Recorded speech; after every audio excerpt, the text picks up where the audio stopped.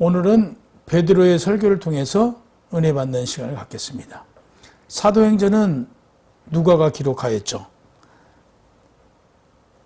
누가는 베드로의 설교를 인용하여 잘 기록하였습니다. 베드로는 다윗의 예언 시편 16장을 인용하여 베드로가 변증적 설교를 했는데, 이는 자의로 말하지 않고 구약을 인용하여 하나님께서 아들 예수 그리스도를 통해서 피조물을 구원하고 피조물을 하나님 나라로 오도록 하기 위하여 십자가에서 죽어야 했고 죽음으로부터 부활시켜야 했다라는 사실을 가지고 기록하였습니다. 그리고 메시아이신 하나님께서 권능과 기사와 표적을 향하여 하나님의 아들임을 증거하고 제2위 하나님이신 하나님을 믿는 성도들이 알 수 있도록 했습니다. 사도행전 2장 22절은 이스라엘 사람들아 이 말을 들으라. 너희도 아는 바와 같이 하나님께서 나사렛 예수로 큰 권능과 기사와 표적을 너희 가운데서 베푸사 너희 앞에서 그를 증거하였느니라 라고 말씀하셨습니다. 본문에서 베드로가 유대인들을 이스라엘이라고 칭하면 창세기 32장 28절 그가 이르되 내 이름을 다시는 야곱이라 부를 것이 아니오 이스라엘이라 부를 것이니 이는 내가 하나님과 및 사람과 겨루어 이겼습니다. 하나님께서 야곱의 이름을 이스라엘이라는 새로운 이름을 주신 영예로운 이름입니다. 야곱은 유대인의 직계 혈통으로 하나님께서 축복의 통로인 이스라엘을 칭하여 청중들 스스로가 자신의 정체성을 깨달아 이스라엘이라는 이름을 주신 하나님의 아들 예수 그리스도를 받아들여 그들이 믿도록 하고자 하였습니다. 본문의 나사렛 예수는 나사렛에서 출생한 예수님에 대해서 당시 유대인들이 나사렛이란 그 비하적인 발음이었죠. 그래서 나사렛이란 그 비하적인 발언을 본문에 넣었습니다. 그래서 예수님의 고난과 순환당한 것을 지금 본문에서 보여주고 있습니다. 그래서 유대인들에게 메시아이신 그리스도를 십자가에 못 박아 죽으심에 대해서 회개를 지금 촉구하기 위함입니다. 권능과 기사와 표적은, 권능은 사람의 힘으로 불가능한 일, 초자연적인 힘으로 얻어지는 일을 권능이라고 합니다. 기사는 자연계에 나타나는 이적적 현상을 두고 기사라고 합니다. 그렇다면 표적은 초자연적인 행위가 아니더라도 행해진 일에 대해서 진리에 대한 진리를 증명되는 것을 우리는 표적이라고 말합니다. 23절에 그가 하나님께서 정하신 뜻과 미리 아신 대로 내준 바 되었거늘 너희가 법 없는 자들에게 손을 빌어 못 박아 죽였으나 예수님의 죽음은 하나님의 구속의 섭리임을 지금 밝히고 있습니다. 하나님의 구속의 섭리이지만 예수님은 이방인의 손에 넘겨 죽게 한 것은 유대인들의 책임임을 지적합니다. 예수님의 죽으심은 하나님의 정한 뜻이었고 예수님의 죽음은 비명사가 아닌 하나님께서 인간을 구원하시고자 미리 철저하게 정하신 뜻대로 내주심은 전지하신 하나님께서 제2위 하나님이신 예수께서 자신을 대속의 피로 인하여 인류 구원 완성을 이루는 것을 보여주셨습니다. 법 없는 자들의 손을 빌어라고 본문에 말하고 있는데요. 법 없는 자들은 하나님의 율법을 지키지 않는 이방인들을 가리키고 손을 빌어는 로마의 권력, 유대인 자신들을 지배하고 있는 총독 빌라도의 권위를 이용하여 예수를 십자가에 못 박아 사주하였음을 그 책임은 로마인에게만 있는 것이 아니라 유대인들에게 있다는 사실을 분명히 나타내고 있습니다. 예수께서 십자가에 못 박힌 일은 하나님께서 정하신 동시에 십자가 죽음이라는 구속사적인 사건이 하나님의 계획의 실현과 인간의 사약함을 지금 나타내고 있습니다. 이는 하나님께서는 인간의 자유의지와 하나님의 필연적 계획이 결코 충돌이 일어나지 않는 것을 지금 역설적으로 나타내고 있는 것입니다. 하나님의 계획이 있었다고 하여 인간의 사악함으로 예수님의 십자가의 죽으심이 죄가 안 되는 것이 아닙니다. 죄입니다. 인간의 사약으로 꾀를 부리거나 곤못을 쓴다고 해서 하나님께서 계획하신 바가 바뀌거나 또는 없어지지 않는다는 사실입니다. 24절 하나님께서 그를 사망의 고통에서 풀어내셨으니 이는 그가 사망에 매여 있을 수 없음이라고 말합니다. 이 본절은 고린도전서 15장 12절에서 14절 그리스도께서 죽은 자 가운데서 다시 살아나셨다. 전파되었거늘 너희 중에는 어떤 사람들이 어찌하여 죽은 자 가운데 부활이 없다느냐. 만일 죽은 자의 부활이 없으면 그리스도도 다시 살아나지 못하였으리라. 예수께서 만일 다시 살아나지 못하였으면 우리가 전파하는 것도 헛된 것이요 또 너희 믿음도 헛된 것이라고 했습니다. 하나님께서 예수님을 달리 살리신 이유는 우리에게 부활과 영원한 생명이 있음을 증거해 주시기 위함이었습니다. 본문에서 고통은 예수님께서 사망의 덫으로부터 풀려나셨다는 시적인 표현입니다. 실제로 사망은 모든 사람들을 올가매는 절대 빠져나갈 수 없는 덫입니다.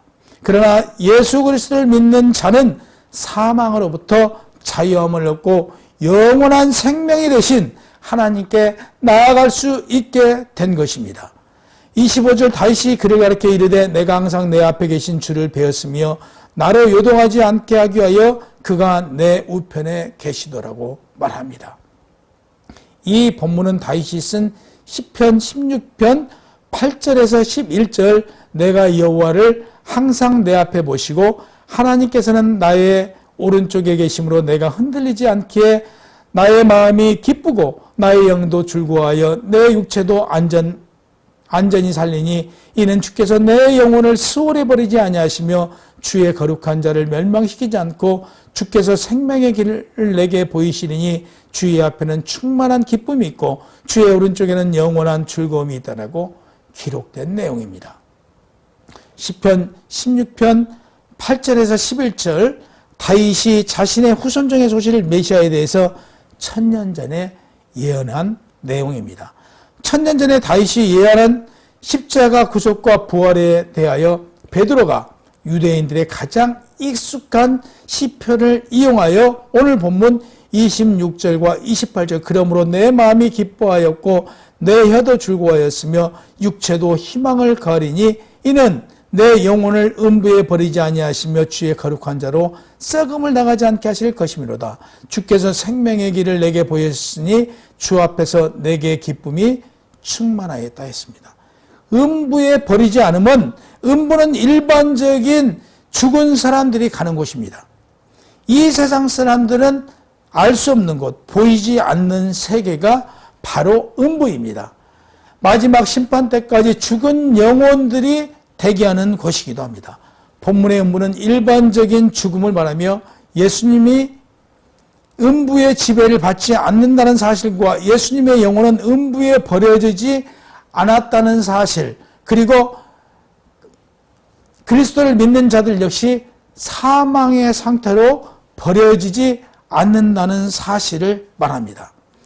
주께서 생명의 길을 보이셨으니 생명을 얻는 길을 또한 보여주셨고 실제로 그 길을 갈 수 있는 방법을 가르쳐 주셨습니다. 생명의 길은 단순히 어떤 사실을 보고 확인하는 데서 얻어지는 것이 아니라 실제로 그 길을 갈 때 얻어집니다. 부활하신 예수께서 영원한 생명을 얻는 것처럼 예수님의 부활을 믿는 자는 누구든지 영원한 생명을 얻을 수 있습니다. 예수님께서 말씀하시기를 요한복음 14절 6절 예수께서 이르시되 내가 곧 길이요 진리요 생명이니 나로 말미암지 않고는 아버지께 올 자가 없다 하셨으며 요한복음 11장 25절과 26절 예수께서 이르시되 나는 부활이요 생명이니 나를 믿는 자는 죽어도 살겠고 무릇 살아서 나를 믿는 자는 영원히 죽지 않는다라고 말씀하셨습니다. 그러면서 이 말을 믿느냐라고 물었습니다. 여러분, 주님께서 부활이요 생명이요 진리라는 말씀을 믿으십니까? 아멘. 믿습니다. 이 말을 지금 예수 그리스도가 부활이요 생명이요 진리인 사실을 믿는 자는 구원을 받는다는 사실입니다. 구원과 부활 영생은 아는 것으로 얻어지는 것이 아니라 믿음으로 행동함으로 생명을 얻고 믿음으로 죽어도 살고 살아도 믿는 자는 영원히 죽지 않는다라고 말씀하셨습니다. 주님께서 말씀하신 진리를 믿으시기 바랍니다.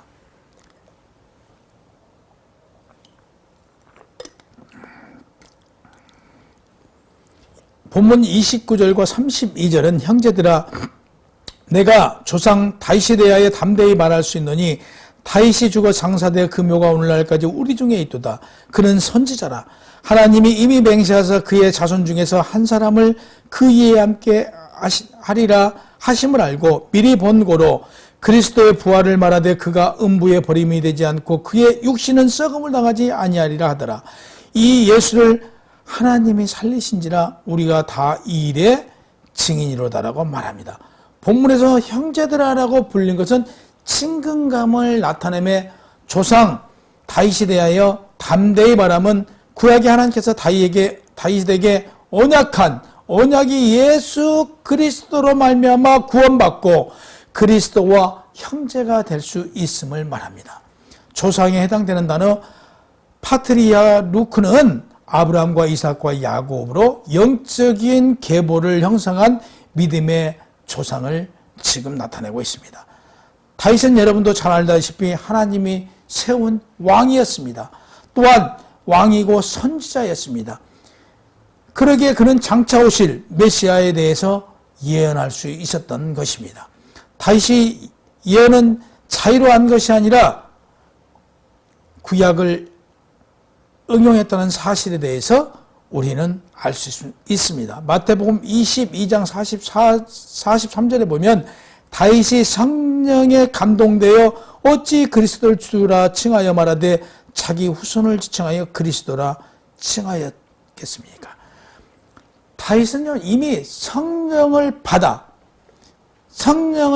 예언했습니다. 성령을 받아 예언한 일은 분명히 성취됩니다. 또한 보십시오. 다윗이 성령을 받아 지금 예언한 일은 예수 그리스도가 주로 이 땅에 오셔 그가 메시아임이 성취된 사실이라는 거죠. 다윗이 죽어 그 묘가 이스라엘 중에 있으면 다윗의 자신에 대한 이야기가 아니라 다윗의 후손 중에서 그리스도가 나오는데 그는 하나님께서 죽은 자 가운데서 부활시킬 것임을 분명히 밝히고 다윗의 예언대로 예수 그리스도 십자가의 죽음과 부활과 승천하신 증인이 사도이들이라는 사실을 지금 오늘 베드로는 증언합니다. 다윗의 무덤은 예루살렘에 있는 실로암 연못 남쪽에 한 무덤이 있다라고 지금 추정하고 있지만 그 이후에 마가의 기념교에 가까운 곳에 다윗의 무덤이라고 또 성지가 되었습니다. 지금 실로암 연못 오른쪽에 있던 마가의 기념교에 가까운 곳에 다윗의 묘가 있던 이건 중요한 것이 아닙니다. 분명한 사실은 다윗의 무덤이 이 땅에 존재하고 있다는 사실입니다. 이스라엘 백성들이 존경하는 다윗도 한 인간이었다는 사실입니다. 또한 죽어 그의 무덤이 지금 이 땅에 있다는 사실입니다. 이스라엘 백성들이 십자가에 못 박혀 못 박아 죽인 예수님은 이 땅에 무덤이 없습니다. 부활하셨습니다. 부활하셔 하나님의 우편으로 가셨습니다. 30절에 보면 하나님께서 이미 맹세하신 내용으로 사무엘하 7장 12절에 내 수완이 차서 내 조상들과 함께 누울 때 내가 내 몸에서 날 내 씨를 내 뒤에 세워 그의 나라를 견고하게 하리라 맹세하셨습니다. 다윗의 후손 중에 메시아가 온다는 사실을 지금 이미 사무엘 하 7장 12절에 말씀하고 계세요. 그런가 하면 시편 89장 3절에 보면 주께서 이르시되 나는 내가 택한 자와 언약을 맺으며 내 종 다윗에게 맹세하기를 내가 나의 거룩함으로 한 번 맹세하였은즉 다윗에게 거짓말을 하지 않는다라고 하나님께서 약속해 주셨어요. 하나님께서 약속해 주신 약속은 깨지지 않습니다. 보세요. 다윗의 후손 중에서 지금 메시아가 오셨지 않습니까? 역시 이루어 주셨어요. 오신 메시아 예수께서 하나님께로 하시고 성령을 또한 보내주셨음을 분명하게 밝힙니다. 그리고 메시아가 죽은 자 가운데서 부활하고 승천하신 것은 다윗이 예언한 시편 110장 1절 여호와께서 내 주에게 말씀하시기를 내가 내 원수들로 내 발판이 되게 하기까지 너는 내 오른쪽에 앉아 있으리라 하셨도다. 다윗의 예언이 성취되었음을 지금 말합니다. 베드로의 설교를 듣고 유대인들이 십자가에 못 박혀 죽인 그리스도 예수가 하나님께서 주와 그리스도가 되게 하셨으며 하나님께서 오른손으로 예수를 높이시며 그가 약속하신 성령을 아버지께 받아서 성도들에게 부어주심을 그리스도된 예수를 믿는 성도들은 영적으로 볼 수 있고 영적으로 들을 수 있고 영적으로 눈이 밝아지고 성령을 받을 수 있다는 사실을 지금 말씀하시면서 그로 말미암아 3천여 명이 회심됐다라고 말합니다. 오늘 우리도 영적인 눈이 열리고 영적인 귀가 열리고 영적인 하나님의 나라를 볼 수 있어야 합니다.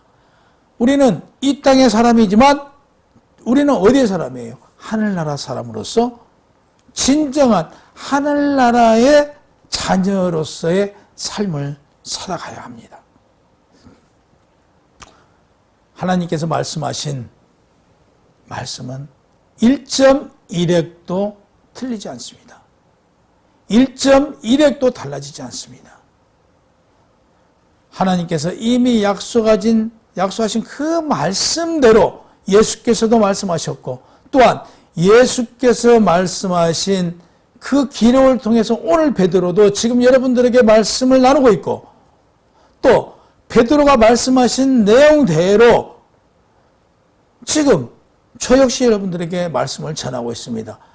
역시 지금 구약의 하나님께서 말씀하신 내용 그 말씀을 인용하여 예수 그리스도가 말씀을 전파하였고 또한 말씀을 전파한 내용을 가지고 베드로가 지금 유대인들에게 이스라엘인들에게 지금 전했습니다. 그래서 3,000명이 회심하였고 또한 베드로의 설교를 통해서 저도 베드로가 설교한 내용대로 여러분들에게 전했습니다.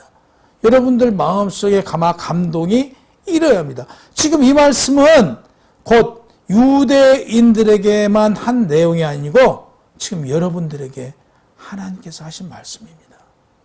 또한 여러분과 저에게 하는 말씀이라는 사실을 가슴에 새기고 진리이신 예수 그리스도를 믿음으로 생명이신 예수 그리스도를 믿음으로